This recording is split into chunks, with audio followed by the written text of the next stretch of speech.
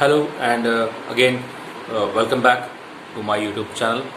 I am Dr. Mohammad Danish and today I am going to discuss very important aspect of UPHESC exam. आज मैं बात करूंगा Uttar Pradesh higher education service commission के द्वारा जो अभी विज्ञप्ति जारी की गई जिसमें कि 900 प्लस वैकेंसीज को लेके अभी जो है एक प्रक्रिया चल रही है और 10 अगस्त जिसकी लास्ट डेट निर्धारित की गई है. अब उसमें कुछ चीज़ें हैं जिनके ऊपर मैं रोशनी डालने की कोशिश करूंगा.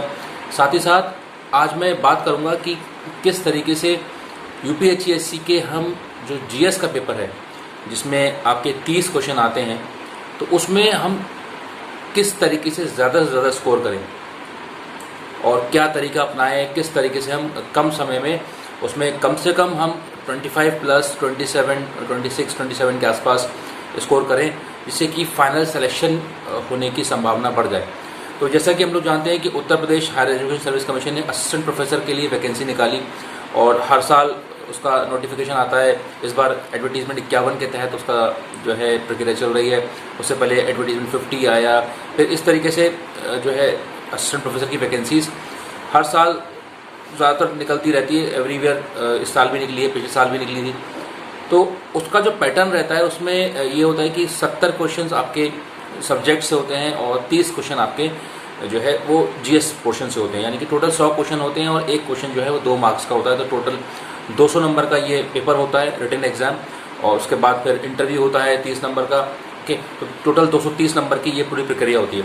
तो अगर हम रिटन की बात करें तो रिटन में जिस सब्जेक्ट से भी आप अप्लाई कर रहे हैं, चाहे वो कॉमर्स से हो या आपका इकोनॉमिक्स से हो या हिस्ट्री से हो, तो जो 70 क्वेश्चंस होते हैं वो आपके प्योरली सब्जेक्ट स्पेसिफिक होते हैं, आपके विशेष से होते हैं जिससे भी आपने अप्लाई किया है.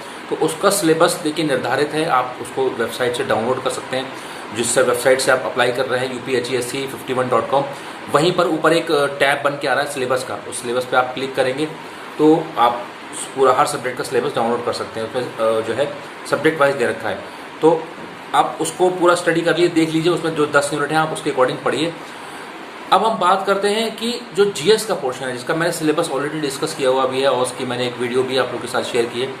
तो उससे जो है करीब 30 क्वेश्चंस जो है वो आते हैं क्योंकि जीएस का सिलेबस काफ़ी है और उसमें कई सारी चीज़ें दे रखी हैं.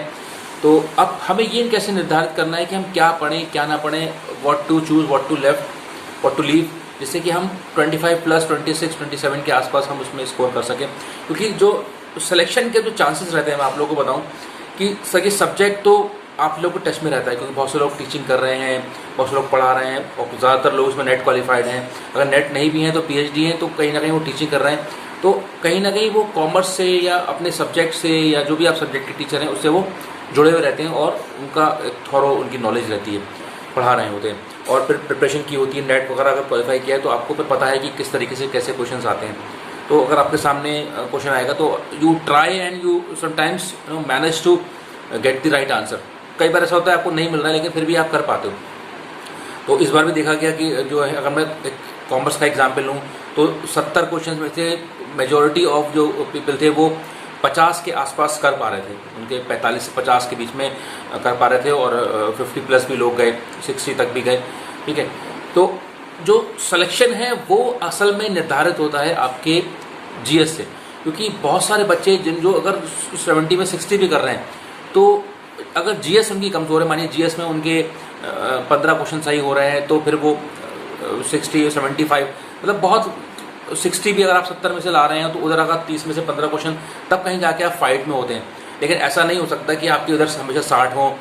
तो जीएस का जो पोर्शन है उसमें कई सारे टॉपिक दे रखे हैं, आपने सिलेबस देखा होगा. उसमें हिस्ट्री है, ज्योग्राफी है, संविधान के क्वेश्चन है, इंडियन पॉलिटी के क्वेश्चन है, इकोनॉमी के क्वेश्चन है, उसमें आपके टीचिंग एप्टीट्यूड के क्वेश्चन हैं, शिक्षण पद्धति के और रिसर्च पद्धति के, रिसर्च एप्टीट्यूड बोलते हैं, आपके इंटरनेट एंड कम्युनिकेशन टेक्नोलॉजी से हम ICT बोलते हैं.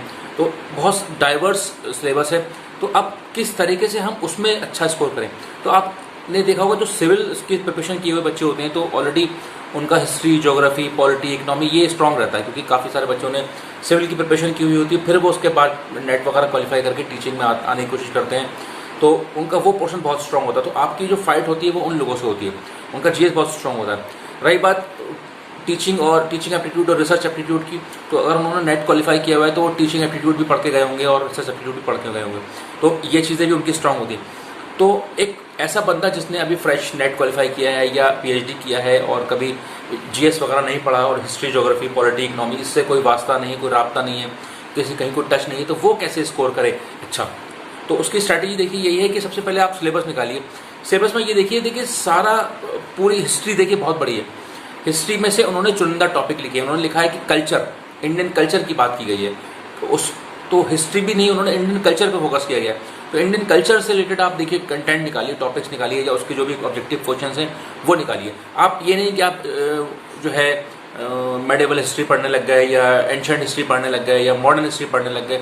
उसमें भी उन्होंने साफ साफ लिखा हुआ है कि आपके इंडियन कल्चर, उसके बाद इंडियन नेशनल मूवमेंट, जो इंडियन नेशनल मूवमेंट थे, ठीक है, जो भी आंदोलन हुए, उन्होंने एक डेट दे रखी है कि इस डेट से इस डेट तक के आंदोलन, आप वो निकाल लीजिए। तो टॉपिक वाइज आप निकालिए, देखिए आपका काम बहुत रिफाइंड हो जाएगा। आप टॉपिक वाइज खत्म करना शुरू करिए। अगर आप एक तरफ से उठा रहे हैं जीएस को, तो उसमें आप पहले इंडियन कल्चर के जो है संस्कृति के सवाल हैं और इंडियन नेशनल मूवमेंट के सवाल हैं। कहीं भी सिलेबस में मेडिवल नहीं दे रखी है, कहीं भी उन्होंने एंशिएंट नहीं है, मॉडर्न इस तरीके से वर्ड यूज नहीं किया है। जो टॉपिक वाइज है, टॉपिक वाइज आप क्वेश्चन निकालिए, ठीक है, वो आप करने की कोशिश कीजिए, देखिए आप अच्छा स्कोर कर पाएंगे। दूसरी चीज़ पर उसी में फिर आप देखिए ज्योग्राफी की बात की गई है, उसमें कहीं भी हर तरीके की ज्योग्राफी, क्योंकि ज्योग्राफी बहुत सारी होती है, Indian geography, physical geography, world geography. तो ज्योग्राफी के जो उन्होंने टॉपिक दे रखे हैं कि कौन सा पोर्शन ज्योग्राफी की आएगा, आप उसके क्वेश्चंस निकालिए, ठीक है। इस तरीके से अर्थव्यवस्था की बात करें तो इकोनॉमी पे भी उन्होंने टॉपिक्स डिफाइन किए हुए हैं। इसी तरीके से उन्होंने कॉन्स्टिट्यूशन की बात करें तो इंडियन कॉन्स्टिट्यूशन हो गया, इंडियन पॉलिटी हो गया, उसमें भी उन्होंने डिफाइन कर दिया गया है कि किस टॉपिक से क्वेश्चंस होंगे, प्रेसिडेंट से होंगे, गवर्नर से होंगे, इस तरीके से राज व्यवस्था या जो भी उन्होंने स्पेसिफाई किए टॉपिक, आप उन्हीं को कवर कीजिए। पूरी इंडियन पॉलिटी पढ़ने की जरूरत नहीं है, पूरी हिस्ट्री पढ़ने की जरूरत नहीं है, पूरी ज्योग्राफी पढ़ने की जरूरत नहीं है, ठीक है। ऐसे ही उन्होंने टीचिंग एप्टीट्यूड और रिसर्च एप्टीट्यूड के टॉपिक दे रखे हैं, तो आप उन टॉपिक को उठाइए और उन टॉपिक से क्वेश्चन देखिए, ठीक है। तो आपका काम बहुत रिफाइंड होगा और एक तरफ से आप पढ़ना शुरू करिए, तो टॉपिक वाइज आप पढ़ते जाएंगे, तो उन्हें टिक करते जाइए कि हम ये टॉपिक कवर कर चुके हैं। क्योंकि अभी फॉर्म भरे जा रहे हैं, आपके पास इनफ टाइम है। कम से कम आप मान के चलिए ये फॉर्म अगस्त में जब खत्म हो रहा है तो सितंबर, अक्टूबर, नवंबर, कम से कम ये 3 से 4 महीने के बाद ही, और इससे ज़्यादा भी जा सकता है, कोई जल्दी एग्जाम नहीं होने वाला है, मैं आपको पहले बता दूं। तो कम से कम आप 3 महीने तो मान के चलिए आपको मिलेंगे। तो 3 महीने में आप आराम से जो है जीएस कवर कर सकते हैं, साथ साथ अपना सब्जेक्ट भी पढ़ते रहिए। तो ये चीज़ मैंने बताई। उसमें आप टीचिंग एप्टीट्यूड, रिसर्च एप्टीट्यूड और आपका इंटरनेट एंड कम्युनिकेशन टेक्नोलॉजी, उसमें एनवायरनमेंट के भी सवाल हैं, वो देखिए। तो बहुत ज़्यादा फैलाने की ज़रूरत नहीं है, थोड़ा सा लिमिट होकर पढ़िए, क्योंकि आप देखेंगे जो भी यूपीएससी के पहले के पेपर्स आए हैं उसमें सवाल बहुत टफ नहीं आते थे, बहुत ही सीधे सीधे सवाल हैं। कोई ऐसे नहीं है कि कोई बहुत ज़्यादा डीप में जीएस का क्वेश्चन पूछ लिया जाए। जैसे सिंपल सवाल पूछ लेते हैं कि भाई जो है 4 गैसेस दे दी, इन गैस में सबसे ज़्यादा जो है वो ग्लोबल वार्मिंग के लिए कौन सी ज़्यादा जो है ज़्यादा इम्पॉर्टेंट है, या कौन सी गैस ऐसी है जो ज़्यादा प्रॉब्लम क्रिएट करती है। तो सबसे ज़्यादा जो है कार्बन डाइऑक्साइड, उसमें दे देंगे ऑप्शन, मीथेन दे देंगे, इस तरीके से। तो इस तरह के क्वेश्चन आ जाएंगे। जैसे कि पिछली बार क्वेश्चन आया था कि रीजनल रूरल बैंक यानी आरआरबीज कब बनी, उसमें कई ऑप्शन दे रखे थे, 75, 1975, 1976। तो सीधे सीधे क्वेश्चन दे देते हैं। फिर ऐसे एक सवाल आया था कि जो इंडिया में जो वो पाए जाते हैं आपके यूरेनियम, थोरियम, यूरेनियम, सबसे ज़्यादा कौन सी चीज़ें बहुतायत में पाया जाता है। तो इस तरीके के क्वेश्चंस जो है वो स्ट्रेट अवे, मतलब बहुत ज़्यादा डीप में आपसे नहीं पूछेंगे, ठीक है। और भी सवाल थे इस तरीके के। आप तो आप जब पेपर का पैटर्न देखेंगे पिछले साल का या उससे पहले भी, तो बहुत ज़्यादा कोई डीप में जीएस नहीं पूछी गई है। बस ये है कि हाँ, उन्होंने ये जानने के लिए कि हाँ स्टूडेंट, टीचर जो बनने जा रहा है उसको एक थोड़ा सा अपने आसपास की चीज़ें पता हो, कि भाई साइंस एंड टेक्नोलॉजी में पता हो, मूवमेंट्स के बारे में पता हो, ज्योग्राफी के बारे में पता हो, टीचिंग एप्टीट्यूड, रिसर्च एप्टीट्यूड के बारे में पता हो, इंटरनेट कम्युनिकेशन टेक्नोलॉजी के बारे में पता हो, है ना, कि किस तरीके से कम्युनिकेशन टेक्नोलॉजी वर्क करती है। क्योंकि एज ए टीचर आपको पता होना चाहिए ये जनरल चीज़ें भी, क्योंकि ये चीज़ें आपको प्रॉब्लम क्रिएट करती हैं। अगर आप सिर्फ अपने सब्जेक्ट में तो एक्सपर्ट हैं, लेकिन आपको जनरल चीज़ें नहीं मालूम है, तो ये थोड़ा सा जानने के लिए इस सिलेबस में उन्होंने 30 क्वेश्चन जो जीएस के वो ऐड किए हैं। तो इस तरीके से आप पढ़ेंगे तो देखिए आप अच्छा स्कोर करेंगे। और ये बात बुक्स की, तो बहुत ज़्यादा बुक्स फैलाने की ज़रूरत नहीं है। मार्केट में बहुत सारे बुक्स अवेलेबल हैं और आजकल तो यूपीएससी के अकॉर्डिंग ही बुक्स आ रही हैं। आप कोई भी बुक खरीद लिए अच्छे ऑथर की, अच्छे पब्लिशर की, जो कि आपको जीएस का कंटेंट दे दे। ऐसी बुक मत खरीदिएगा जो पीसीएस की, सिविल की तैयारी के लिए, यूपीएससी की तैयारी के लिए यूज़ होती है। वो बहुत मोटी मोटी किताबें होती हैं, आप नहीं पढ़ पाएंगे। उसके लिए आपको बहुत टाइम चाहिए और उसके लिए पहले डीप स्टडी चाहिए होती है, तब आप ऑब्जेक्टिव लाएंगे, तब आपको इंटरेस्ट आएगा। अदरवाइज आप 1000-2000 की किताब ले आएंगे और जब पढ़ना शुरू करेंगे तो फिर वो उसका साइज़ देख के आपको टेंशन होने लगेगी और आप छोड़ देंगे। तो बहुत मोटी किताब मत लेके आइए, किताब वो लाइए जिसमें आपका पूरा सिलेबस दे रखा हो और यूपीएससी के अकॉर्डिंग ही जो मार्केट में बुक्स चल रही हैं वही लेके आइए। उन्हीं में आपका काम हो जाएगा। आपको तो 25 से 30 के बीच में, यानी कि 25-26 क्वेश्चन आपको सही करने हैं। और बहुत सारे क्वेश्चन ऐसे होते हैं जिसके बारे में आपको जानकारी होती है, कहीं ना कहीं आपने पढ़ा होता है। अगर आप साइंस बैकग्राउंड के हैं या आर्ट्स बैकग्राउंड के हैं या हिस्ट्री बैकग्राउंड के, तो कहीं ना कहीं कुछ ना कुछ क्वेश्चंस वो आपके फेवर के होते हैं। अगर कोई आर्ट्स बैकग्राउंड का है तो कुछ टॉपिक उसके फेवर के होंगे, कोई अगर साइंस बैकग्राउंड का है तो कुछ टॉपिक उसके फेवर के होंगे, या किसी ने पीएचडी की हुई है तो वो टीचिंग एप्टीट्यूड और रिसर्च एप्टीट्यूड को बहुत आसानी से कर जाएगा। तो सबका ख्याल रखते हुए, सबका ध्यान रखते हुए ही पेपर सेट किया जाता है। तो ऐसा नहीं है कि कोई पेपर का पैटर्न किसी एक पर्टिकुलर कैटेगरी ऑफ स्टूडेंट के लिए फेवरेबल होता है। तो इस तरीके से आप ध्यान रखिए। ये अप्रोच आप लगाएंगे तो 3 से 4 महीने में आराम से अच्छा स्कोर कर जाएंगे। और उसमें करंट अफेयर्स का भी टॉपिक्स हैं, तो आप उसी हिसाब से पढ़ते हुए चलिए कि 3 से 4 महीने बाद होगा तो आपको कम से कम पिछले 6 महीने की आपको करंट अफेयर्स पढ़नी है, जिसमें कि अवार्ड्स वगैरह कई बार आ जाते हैं, या चर्चित व्यक्तित्व, चर्चित पर्सनालिटी जो हम कहते हैं, नॉन पर्सनालिटी जो कभी मतलब जो लाइमलाइट में आई, उनके बारे में आप देख लीजिएगा। उसके लिए भी आप कोई बहुत मोटी किताब मत खरीदिएगा कि आप कोई साल भर की आप किताब ले आएँ और फिर बैठ के रटें उसको, तो उससे आपका पर्पस फुलफिल नहीं होगा। तैयारी का तरीका होता है कि कम टाइम में हम पूरा कवर कर पाएँ और ज़्यादा से ज़्यादा स्कोर कर पाएँ। तो ये पूरी एक स्ट्रैटेजी रहती है पढ़ने की कम टाइम में। जो लोग ने कभी सिविल की प्रिपरेशन नहीं की है या जिनका जीएस पोर्शन स्ट्रांग नहीं है, तो उन्हें घबराने की जरूरत नहीं। They can also score good in that section in which you have to score 30 question, right. तो कई बार 30 में 30 क्वेश्चन भी लोग करते हैं, ऐसा नहीं है। तो 30 में 30 ये पोर्शन ऐसा है, मैं आप 30 के 30 भी लगा सकते हैं, क्योंकि नेगेटिव मार्किंग नहीं है। इसका सबसे बड़ा एडवांटेज आप लोगों को मिलेगा, तो इसीलिए इसकी मेरिट भी थोड़ी सी हाई जाती है। लेकिन फ़ायदा ये होता है कि आप खुल के क्वेश्चंस को लगा सकते हैं, अटेम्प्ट कर सकते हैं।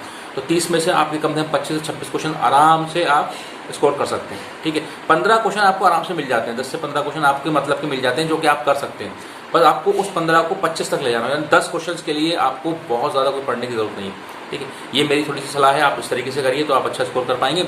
और रही बात सब्जेक्ट में स्कोर करने की, सब्जेक्ट के लिए वही है कि जो नेट के लिए प्रिस्क्राइब बुक्स हैं वो पढ़िए।